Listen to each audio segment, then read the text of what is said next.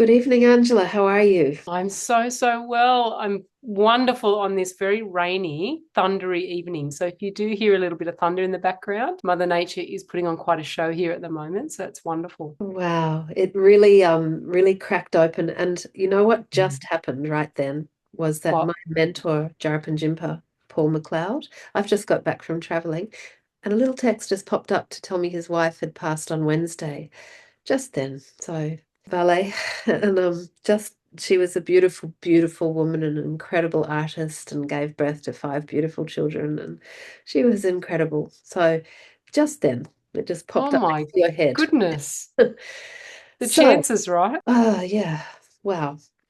So we're talking today about your book, which I just love, all about your experience as a harpist and working next to for dying people, with dying people, in the midst Mm. of dying people.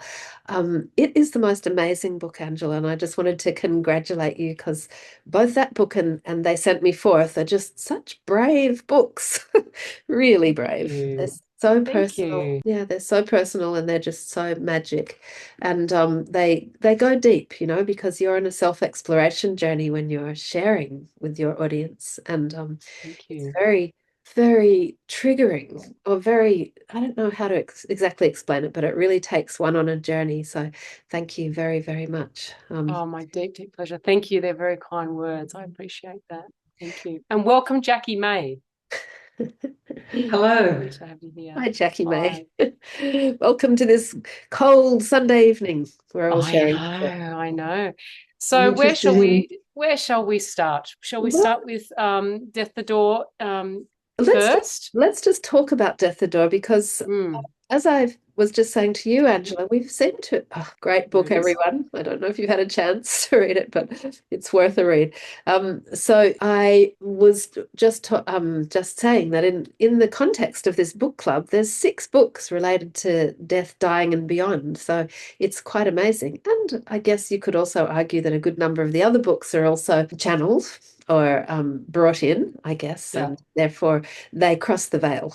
They yeah, the veil. So I yeah. love both of your books, but I think I'd love to start on Death the Door. Yeah, Great. you My can. pleasure. Mm. I guess I'll give you a little bit of context as to how Death the Door even came to be. I mean, it really is, for all intents and purposes, a tiny little book.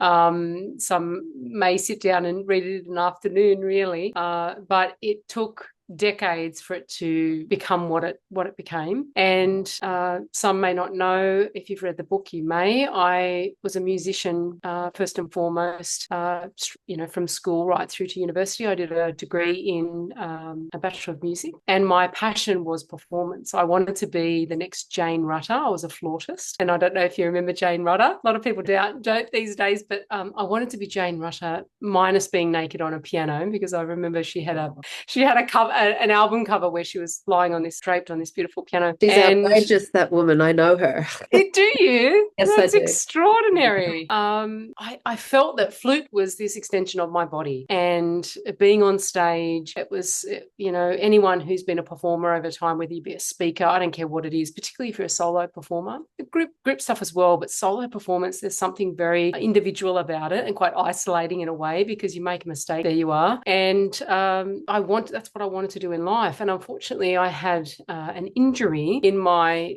second year, a tendonitis injury from probably the stressful way that I was practicing and playing at the time. And I had to put the instrument down for a period. And around that same time, I started to, I guess, wonder, were there any other ways that I could express music apart from full-time performance on stage and whatnot? And it was all about you. Yeah, I'm a Leo on the cusp of Cancer. So, we don't mind the limelight. And when that happened, I felt like I died. I felt like when that instrument was taken, I felt like it was taken from me because I could no longer play it at the level that I was playing. And I felt like this part of myself had to die. And it was extremely painful. And around that same time, I had an experience with my grandmother. She was actually in her final stages of life. And I had never actually experienced death before in that way. I'd been to a funeral here and there, but not in that way. So I went and spent some time with her in her final days. And we picked the flute. I picked the flute up. My dad at the time, he knew a few chords on the guitar, and we played Proud Mary. And My grandmother went from a vegetable in the chair, this sort of drooling shell of herself, to almost like the way I experienced it was like a marionette. It was like the music picked her hands up. She was part Irish, and you could almost imagine she was about to pick herself up out of that chair and begin to dance. And it blew my circuits, because I just thought, what unseen thing, or what power does music have, that this woman went from literally not speaking, couldn't eat, to all but getting up out of her chair and dancing. And both my father and I were blown away. And that experience seeded something in me. And I remember at the time, maybe a few weeks after she passed away, and then she was the first person I ever saw who had passed away. And it was a very traumatic experience, because when we went to visit her in the funeral home, the funeral directors, whether it be my father's fault, they didn't prepare my grandmother to be viewed. So she looked the way death looks, when not every single person, some people pass quite peacefully and they look quite peaceful, but often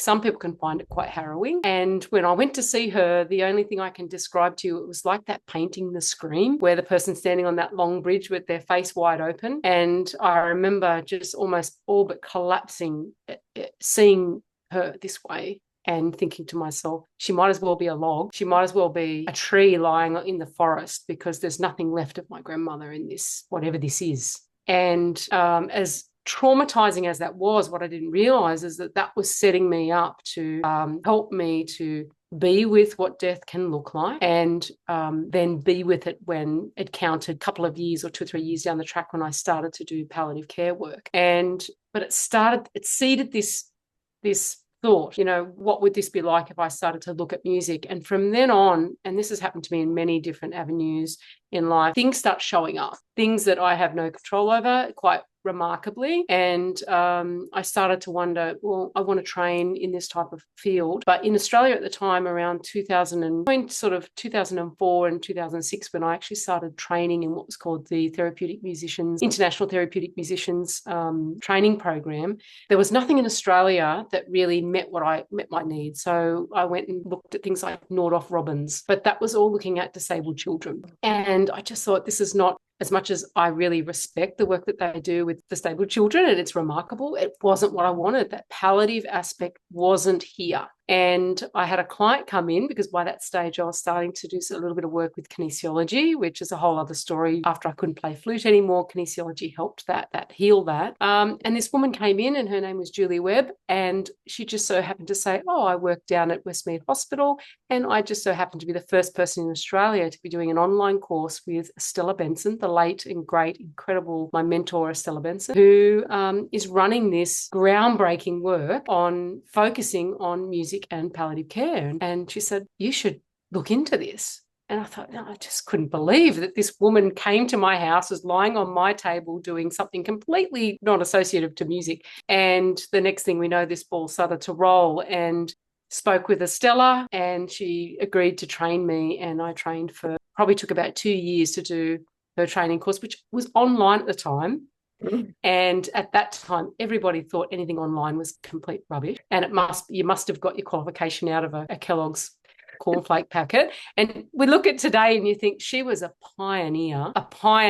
And we were, musicians all over the planet with our earphones on, listening to one another. Someone would be in England, and I'd be, say it was Kate and I, from one side of the planet to the other. She would close her eyes, I would close my eyes, we would connect with one another.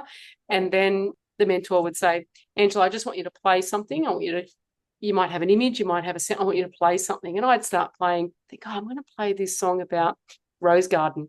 And next thing, this woman on the other side of the planet would say, I believe you just played that. I'm actually sitting in a glass house overlooking my rose garden. And these sort of incredible things would happen. So I did that training. I did most of my work, training work. We had to do a minimum of 200 hours bedsides with palliative people to be qualified, plus all of the normal qualifications you'd have to do in health and wellness with anatomy and physiology. And at that time, there was a lot of resistance to this work, because we did work quite differently, quite intuitively, and it was focusing on one-on-one. And that was very unique at the time.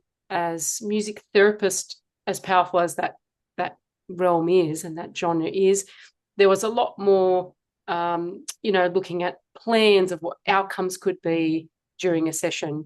Whereas we as therapeutic musicians would walk in. I liked to walk in without any music because I didn't want to focus on the page. I wanted to focus on the body, on the person. And it was quite unique that we would work in and walk in and then use a lot of our skills with ancient modes, ancient keys that we were trained to understand would affect the body in a certain way. So it was quite new at that time and groundbreaking.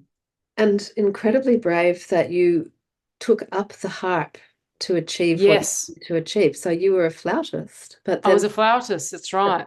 and then you completely changed instruments to achieve Yeah. what you felt was needed. So that was a Yeah. very brave act. Well, it was because I was lucky because I'd had a lifetime of music training, I could read music, I could apply the skills to learn a new I had piano skills, so you kind of went from this to this, very similar in that way, but still a completely different instrument. Mhm. And the Julie Webb that I spoke to you and acknowledge as being a big part of my journey, she was a harpist. Right. And I'd never even thought, or who can even get access to a harp? You just think, where do you get a harp from? And I went in for 2 or 3 of my initial experiences at the bedside and recognized that the flute just wasn't going to cut it in a palliative care ward. Number one, people are sick. People are very sensitive to sound, light. They're in a lot of pain. So if you come in, and the flute, as beautiful as it is, Mhm. it shines in a lot of the upper tones. Mhm. And I found that if I was trying to stay down in the lower registers, I had nowhere to go. There wasn't a lot that I could do with those lower registers to really move people. And I thought, oh my goodness, what am I going to do here? Because literally some rooms I'd walk into and I felt like, particularly someone who, say they had brain cancer or terrible headaches or pain, they would want to shove that flute where the sun does not shine, I can tell you. And I can understand why, because Yeah. the frequency just wasn't quite right. Yeah. So Julie just so happened to she had another little laptop and she said, look, take it home and see how you go with it. And I sat with it for about 6 weeks, got up at 5:30 in the morning every day and just would spend 3 or 4 hours just teaching myself actually how to play the harp. And my very first experience of going in and doing a bit, I thought, okay, I'm ready. I'm just going to go in. I played a very old English piece called Richard the Lionheart, one finger. And it was terrifying because I thought, here I am. I'm a fully qualified, 15 years on flute playing orchestral pieces and felt like just a complete idiot walking in with this instrument. And yet the instrument, the harp, there's something very special about it in that it just says, just put your hands on me.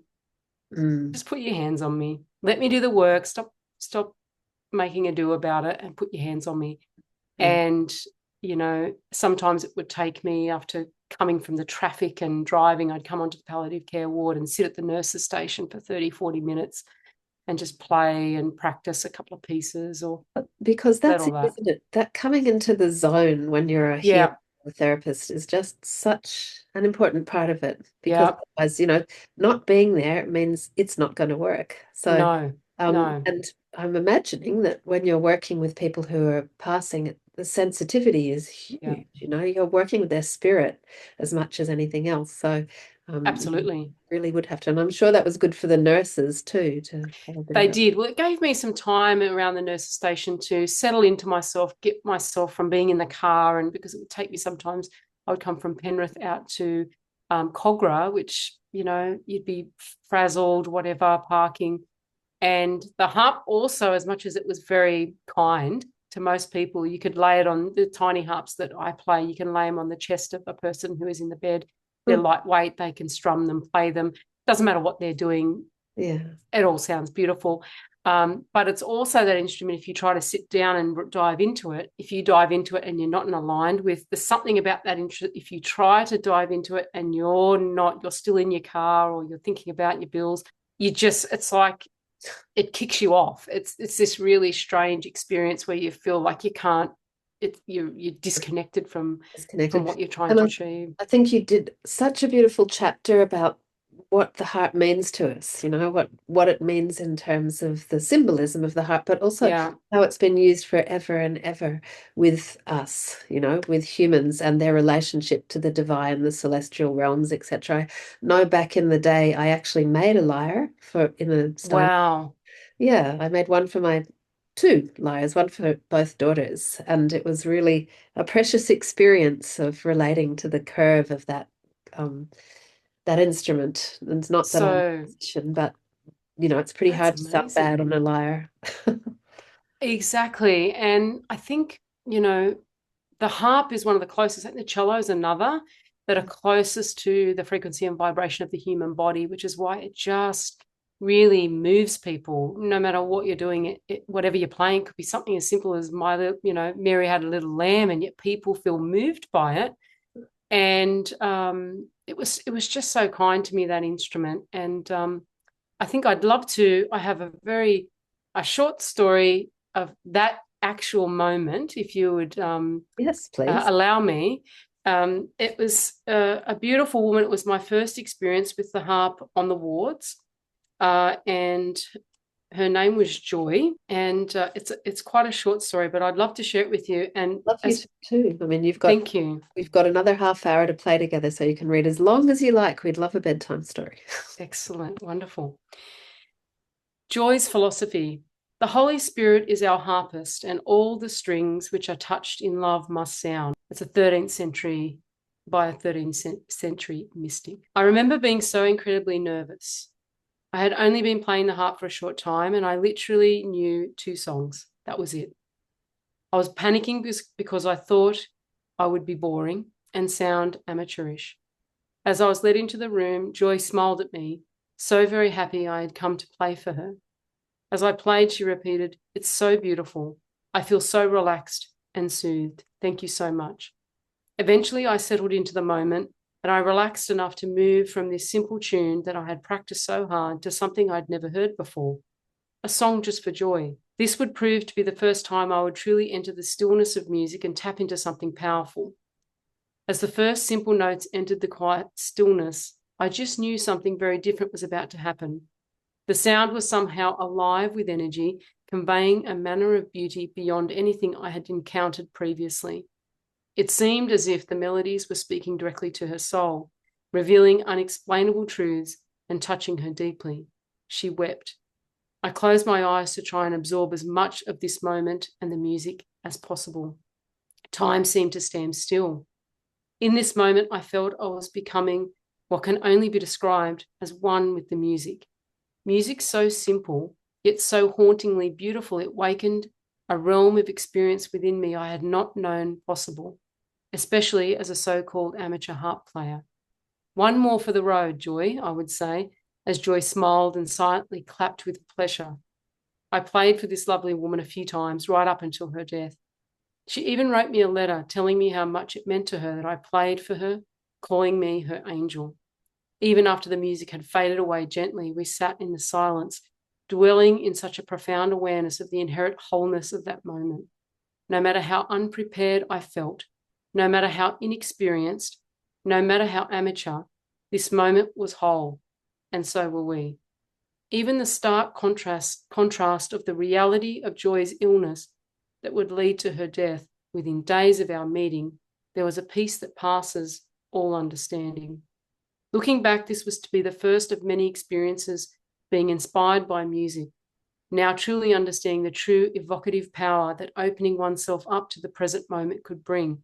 A new dimension opened in my life with the thrill that the vibrations of musical sound could bring such transcendental experiences for the person, their families, and ultimately me. I was surprised to receive a phone call from Joy's son, who invited me to play for her funeral. Knowing how much the music had meant to her, he even sat in on one of her sessions, watching as I sat by her bed, glancing at her through the strings, her eyes closed, face glowing, and smiling the whole time. She would often say, "I don't want to go to sleep. I just don't want to miss a moment." I remember the shock on her son's face the first time we met. I had been playing for Joy for some time, and each time she saw her family, She would describe the angel with the harp who had come to play for her. Her son laughed when he explained that they had all thought that it was the drugs and that she was seeing things. Fancy seeing an angel with a harp, they laughed. They were all pleased. I was indeed real. The day of Joy's funeral, the family asked me to play what they like to call a musical farewell. I picked up the harp and walked towards the dark wooden casket covered with bright yellow flowers and gold fittings, perfect for such a bright person. The chair that had been prepared for me to sit in stood at the front, facing the family. As I approached the chair, I felt led to make a change. I stood at the front, thanked everyone for inviting me to this sacred occasion, and then moved forward to sit down. No, I can't do it this way, I thought. I looked at the floor for a moment, then the casket, then back to her son. Would you be offended if I turned my back to you? Completely understanding my request, her son looked at me, closed his eyes, a tear rolling down his cheek, and then he took a deep breath, saying, definitely, it's the only way to do it. I nodded and glanced down the line of family who were smiling and crying, thanking me with their eyes. I had a certain relationship with Joy when I played at her bedside. It was all about her, and I would like it to remain this way, I said, as I looked upon the many mourners who probably did not understand my strange request. They nodded with understanding as I picked up the chair and turned it around to face her beautifully adorned casket. I took a moment, said a silent prayer, and noticed the light shining through the stained glass windows behind her. The streams of yellow filtered down and danced in the warm walnut wood of the harp. I closed my eyes and was overjoyed to see her face, smiling at me in anticipation. No longer did I see the casket, only the apparition of peace, just as if I were with her again. One more for the road, I said to her and to myself. I know she would have heard. I cannot tell you what I played or for how long. All I know is that this was the first time I wept at the harp, not because I was sad, but because I was so honoured to be playing for her. Music and sound weaving a magic carpet for her soul's journey home, acting as a bridge between life and death. In my mind, I saw her smiling face and swirls of what seemed like sparkling fairy dust spiraling towards the rays of bright white light beaming through the windows. As I plucked the final string, there was peace. It was finished. Finally, I wiped my tear-stained face and sat in silence. The silence seemed to go on forever. Then I came to and turned around to face a crowd of people behind me. As I stood, the whole room leapt to their feet, clapping and cheering loudly. It was the most surreal experience I'd ever had, especially at a funeral. They were not clapping for me. They were applauding the life of Joy. That is so glorious. And you know what? I'm going to request that you read a little bit more about the story of when you went back to the nursing home or palliative care unit and talked to the other people in her room. Was that part of Yeah. her story as Yes, well? it was. So Yeah. I went back a week later. So these women were actually in a completely different room. Oh, They okay. may or may not have even had, they may or may not have had conversations or whatnot over that time. Um, and obviously Joy would have ended up on a room on her own at some point. But certainly when I went back maybe a week later, let me go into, you've got a great memory. Oh, Um, it was pretty striking. You know, her funeral was striking, and it would have meant so much yeah, to the people that were there to feel her presence. Yeah. yeah, and it was for me as a musician and a performer, you always face the audience, Mm. and so it was a very odd experience. And normally you'd sit and play for the audience, but I thought, well, when I sit at the bedside, I would come up right close to the person, be beside them, facing them, watching them, and I thought this just feels really weird playing to. It just felt really weird playing to everybody else. And so it must have been odd for everybody at that funeral to see me with my back to them playing to a casket. Mm. Um, but it was actually just the most wonderful experience I'd ever had. Mm. And her friend's name was Jill. Yeah, even though the relationship with those who are dying and their families is relatively short, it seems that the lack of time encourages me to become closer to others. One is willing to cut the crap, so to speak, and get to the core of things. One is willing to be open to love and be loved by others. There's a shame we wait for such a long time to do so. I often find myself saying to families that have lost loved ones in my presence that I'm so very blessed to be a part of the most sacred moments of their lives. And I find myself going home at night and appreciating my loved ones and life so much more. I'm grateful for their openness and for allowing me into the space that is so very sacred. What basically happened, to cut the long story short, is that when I came back into the hospital, Jill told me what I wore to that funeral. She couldn't go. She's obviously palliative, and I think she only lasts another week or so herself. Her family did not go to that funeral, and yet she told me word for word the color top that I had on, the music that I played that day, and how much that Joy enjoyed it. And those little types of things would happen where I just think there's no way she could have known. There was no possible way she could have known that information.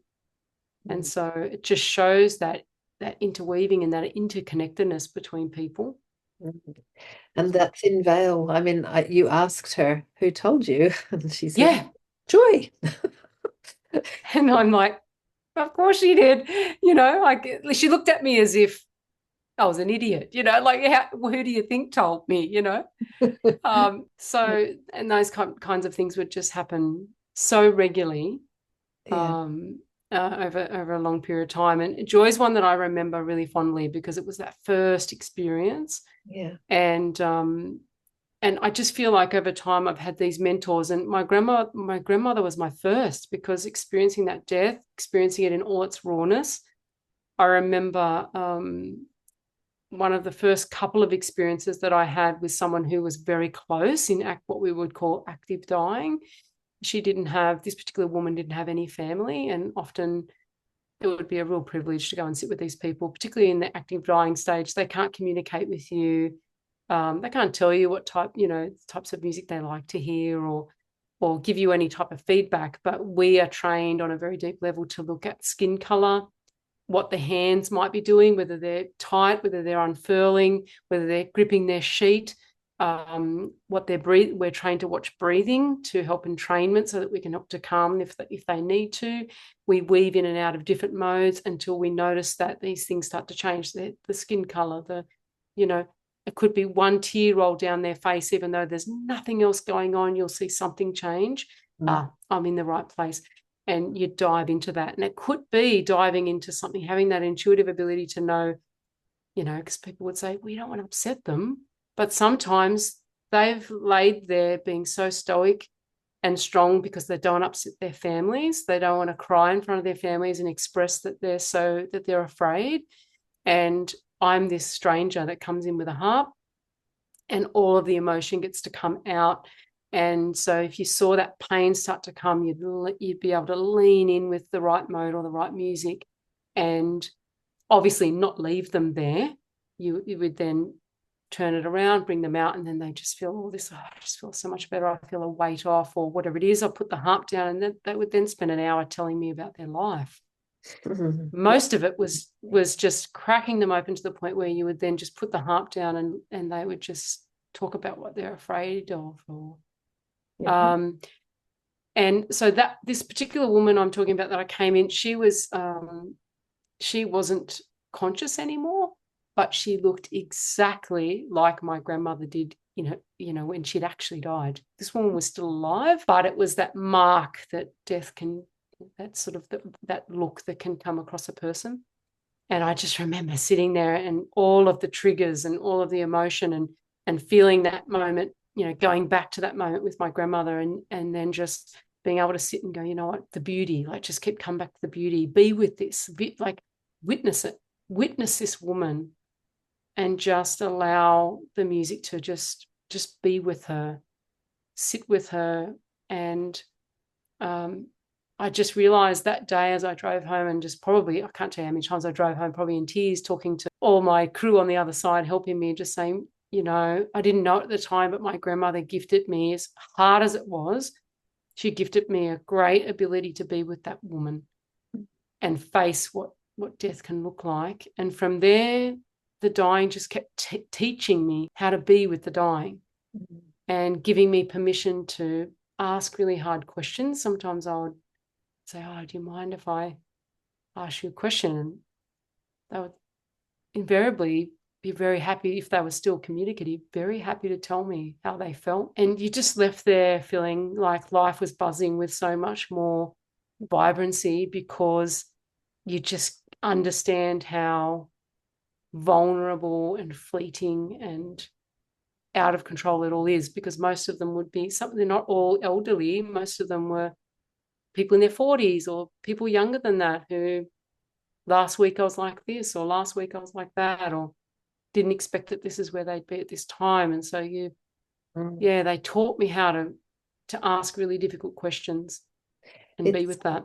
that reciprocal relationship that I mean, for starters, to go in there when you're just starting in a profession Yeah. or way of being for 2 days every week was a Yeah. massive thing to ask of yourself because, Yeah. correct me if I'm wrong, but primarily that was voluntary, right? Primarily.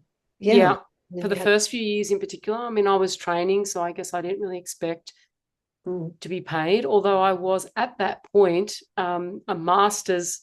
I'd done masters for 6 years, almost 6 years of a degree, and was a master at my craft, but mm, felt like I was coming back to the very beginning of what it meant. And now suddenly the thought of being on a stage and it all being about me was just became very foreign. mm, And I felt like um, everything, I just had to start to become a part of the environment. I didn't want to be a performer in there. I didn't want to be something that I wanted them to sit up and watch, because they don't have the energy for that. yeah, I wanted them to feel like they could just meld into or be uplifted. Every now and then you might have had three little old ladies with a cup of tea. Well, that's different. You know that you're there just to uplift. But often the people that are on a difficult journey, you knew you were there to actually administer healing or medicine to them, but not so much as I am the healer, but as much as almost affecting the environment in such a way that they could access their own healing. yeah. And yeah, Beautiful. I came one of the themes that keeps cropping up in your book that you don't really mention, but you keep saying different yeah, you refer to is feeling upset that people rejected you or made yeah, a statement about, and then, your own personal journey of going to, sorry, I'm not going to pronounce it properly, no? Ho'oponopono, yes, Yes, and other different modalities to seek answers as to why this was affecting you and yeah, your need to grow so that it no longer yeah, was personal anymore, which exactly, it's again that movement away from being the performer where people make judgment, they clap or yeah, they don't, yeah, into being of service totally. So it's yeah, fascinating um yes. journey, like And I yes, it is, and it's quite triggering. And particularly as an artist, we live for the applause and we live for the positive feedback. No one wants to have a bad performance or to leave and someone have not enjoyed it. yes, And so when you walk into a room where someone's facing something far more challenging to them than me walking in and getting a bad review, yeah, you know, um, and there was probably the hundreds of people I've sat with, there was probably three that were quite painful. One was Michael, and you imagine I've got the combination of I walk into a ward, my name is Angela, no, strike one. I have a harp, number two. And so I'm kind of walking to a palliative ward where, everyone's on this same journey. Most of the people, they have a very large palliative ward out at Cogra, and maybe 200 beds, something like that. And most of them are not leaving there. They know that. And so you walk in this room, and of course, hi, I'm Angela. I'm standing here with a harp, and I'm going to be a mirror and whack you in the face with your reality. Because people do, as you said about the associations, they associate angels, harps, heaven, dying, all those things are associated with those things. yeah, And so Michael's one. I walked in, introduced myself, and he turned to me and said, "You must be sick. You must be a sick person to walk in here and do such a thing." And I took a minute and just thought, okay, and then caught myself pretty quickly and just said, you know what, Michael, that's totally fine. I totally get it. I can go. And he caught himself and went, you know what? I am so sorry. I have been so rude to you. Please sit down and play. I said, really, I wanted to run out of there as quickly as I could humanly leg it. But he begged me to stay, and I did. And I played, and he sobbed. He sobbed and he sobbed. And then I finished, and he was genuinely grateful. Yeah, beautiful. Which was a lovely turnaround. But then I had another time where I hadn't even walked into this woman's room. And every time I walked past, she would say, there's that effing harpist. And I'm like, I haven't even gone in there. Why is he so upset with me? Or why is she so upset? And it really got to me in the end where I would be in a hallway. A person would approach me and say, oh my God, what you just did in that room with my father was so transformative. We'll never forget it. It's changed everything, blah, blah, blah. And at the same time, I could hear this lady in the next room saying, that bloody harpist, blah. And all I could hear was her. I couldn't hear the good. And I was almost ready to run down and throw my harp they had a beautiful waterfall, like a water fountain downstairs. I thought, damn, people with cancer. I don't want to do this ever again. I'm here with my heart on my sleeve. How dare you be mean to me? And a few weeks went by, and one of the mentors on the wards came to me and said, look, how are you going? Because we did have people that would interact with me and what's happening. And I said, oh, this lady in room, whatever. Oh, she has a brain tumor and she does it to everyone. So here I was making it all about me. Obviously, it had to be something I was doing to her. But she said the tumor makes her do certain things. She said, look, come down to the wards. You'll probably find she's hot and cold, like depends. She said, let's go into, and I walked into the ward and walked into the room, and she was delightful. But in that moment, those lessons of like, actually, it had nothing to do with you. And here you are making all about you for 2 weeks. And really and truly, it was nothing to do with you. Yeah. And I think the worst one I ever had was in a 4-bedded ward. That's where it can be very challenging if you're trying to hone in on someone particular and their issue particularly. Some people need uplifting, some people are in pain. So different modes, different sounds. Some people, need something completely different. They could be angry, they could be whatever. And a nurse came to get me and said, look, can you please come in? We have a woman here who hasn't slept for days. We've given her everything known to man, medicinal wise. And she's now in that, she's becoming very, very agitated, irritated.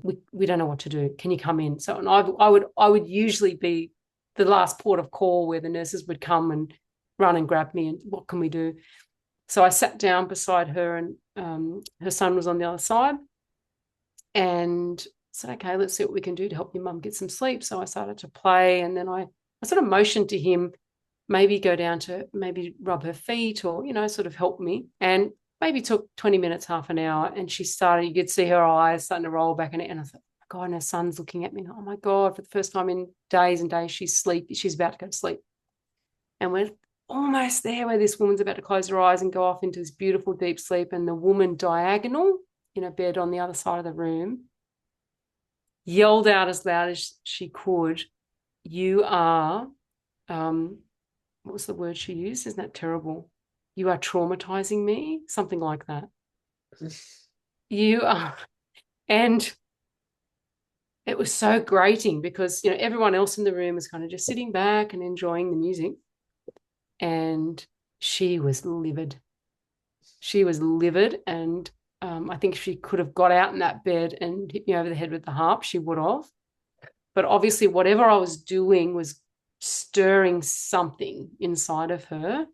And I just turned to her and I'm thinking, what do I do? I feel torn because this woman's on the cusp of getting what she needs. Yeah. But over here, this woman's got a completely different need. And she's saying, can't you play something else? It's so dreary. And I'm thinking, oh my God. And the son's looking at me going, I don't know what to do. So I just said, oh, please just give me 2 more minutes. And then I promise I'll finish. We just want to help this lady. And she rolled over and was just red-faced and really, really angry. She didn't even want to communicate with me when I finished. I said to the young man with his mother, I'm so sorry I couldn't. She did get some rest, but I just remember leaving that room feeling so triggered. And as an artist and as a musician, you never expect that. Yeah.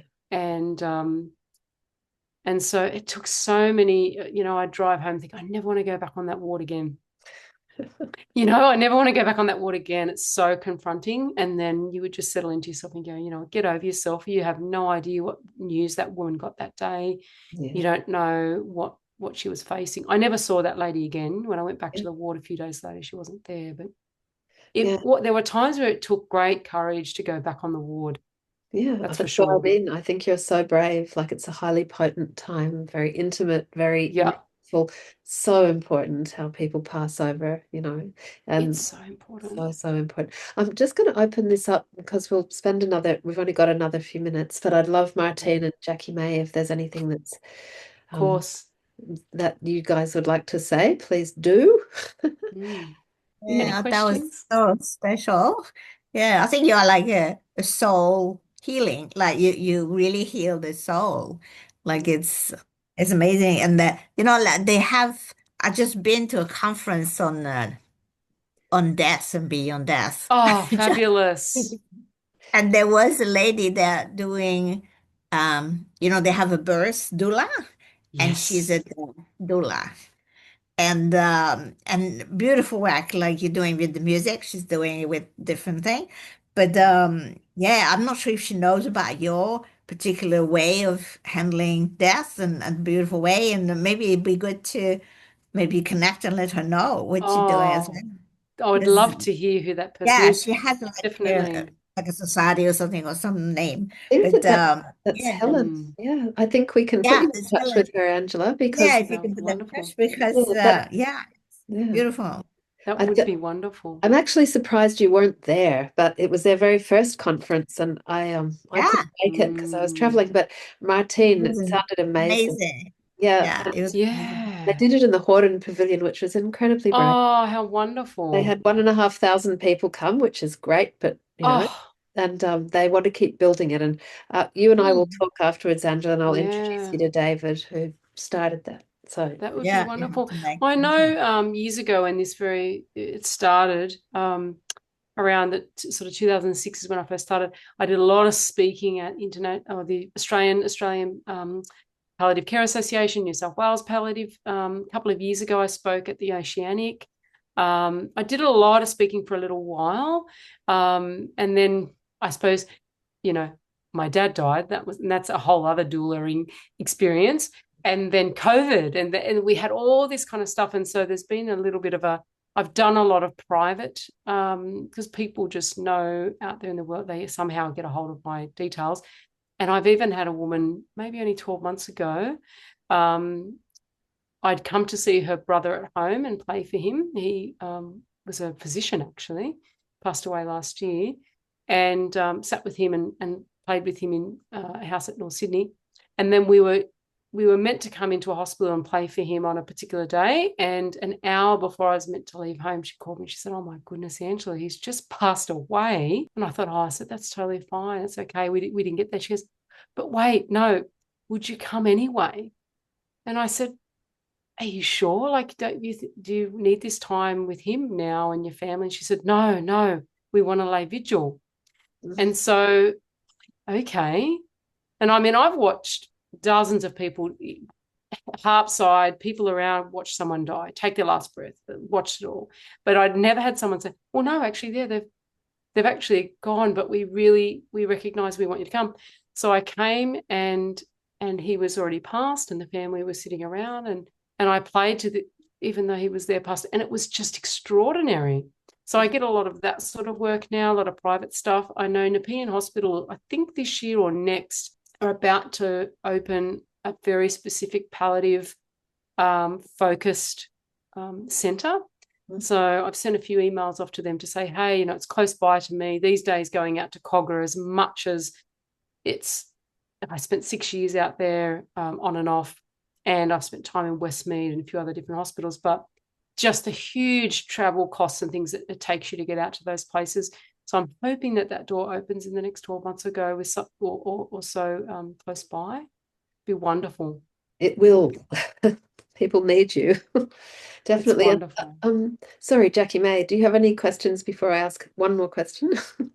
I guess I've read a lot about this over the years. It's something that I've been drawn to, Yeah. but just loved hearing about it Thank and you. learning that it's becoming more available More mainstream.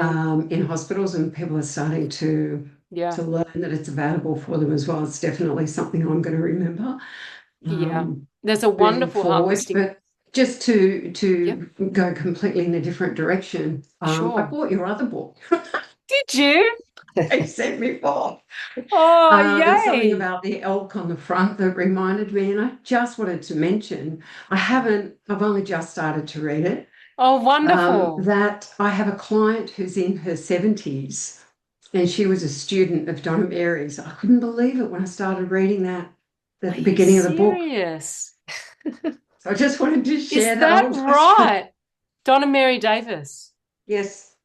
Oh She my would go down to goodness. their house in Kiama, and Oh my goodness. they sort of rescued her from a serious domestic violence relationship, her and her son, and she became, part of their little group and Oh just spoke my. so highly of them so often. Isn't it insane? Yeah, It's such a small world. Yeah. Yeah, it is. they're Yeah. wonderful mentors and dear, dear friends. They're Mm. just they're amazing. Thank you for sharing that, Jackie. Lindy will be blown away because Yeah. Lindy is Donna Mary's Okay. daughter. And Yes. let me just Yes. say, Angela, we're intending to invite you back to do the other book because we're doing a book a month now. So we I'd just, love that. how Oh, much please can you come put back, in? Great. Jackie. Come back for that I one. will. And I you will will. have read I'll it by come then. back. I'll have read it all. Yeah. But Yeah. there's already a few synchronicities for me in that book, and Yes. you talk about that a lot. So And I'm that was so obviously sad. I'm but I so loved sad to hearing. I That's loved so hearing this. wonderful. I love that. And just touching very quickly on that book, I'm so sad. You would know, Kate, if I say one of my dearest mentors on that journey, Uncle Greg Sims, he passed away last week. Last week. Oh, wow. Yes, he did. We had his funeral Friday, and I saw him a few days before he passed.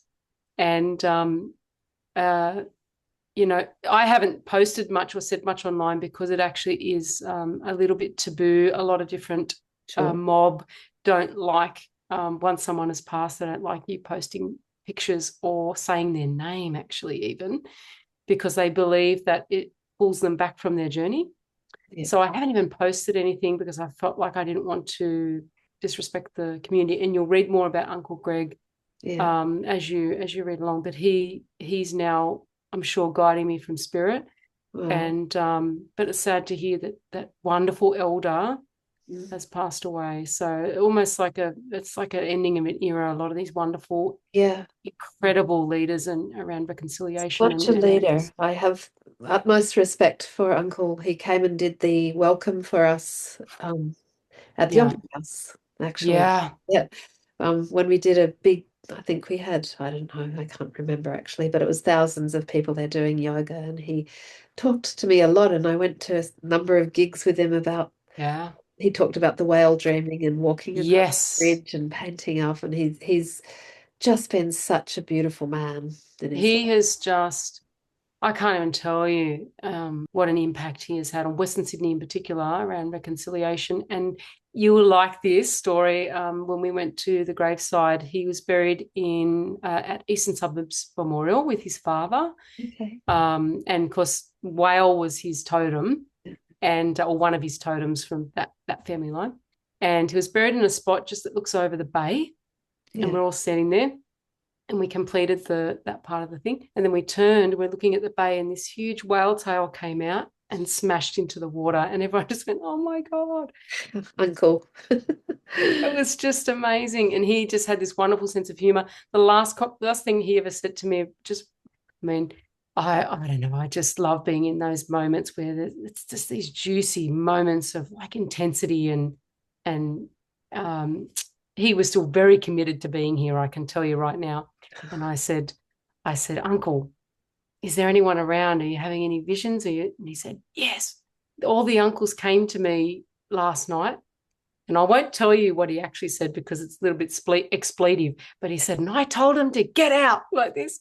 And I said, did you? He said, yeah. I said, get out. I'm not ready. And I said, where are they now? And he said, standing in the corner room. And I said, stay over there. So he was, he knew they were coming, and he was telling them he was not going. So, Wow. but yeah, he was just a beautiful man. And He it's a was. beautiful life that we've all got here, out there, the thunder and the lightning's just this whole Yeah. glow behind this computer right now.